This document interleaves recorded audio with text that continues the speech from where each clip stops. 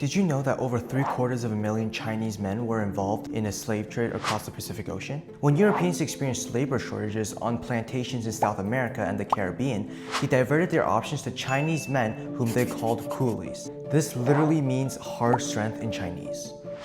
Coolies were taken in a variety of different ways from coastal cities like Amoy, Macau, Hong Kong, and Carlton.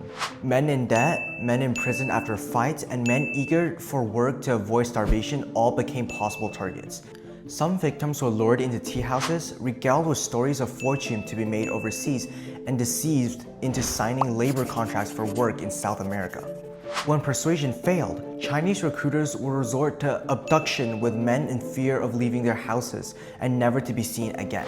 Once captured, it's almost impossible for coolies to escape, as they were locked in cages and chained, having letters stamped on their chests to indicate their destination. For example, P for Peru or S for the Sandwich Islands or Hawaii.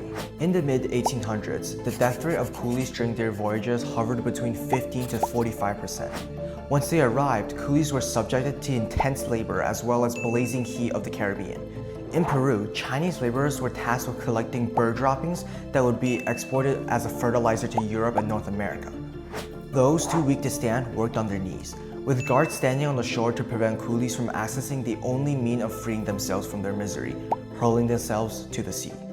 Fortunately, the Chinese delegation to Cuba led to the signing of a 1979 treaty between China and Spain to end the coolie trade, and the delegation of Peru resulted in treaties that protected the rights of Chinese immigrants in the country and permitted only immigrants on a voluntary basis.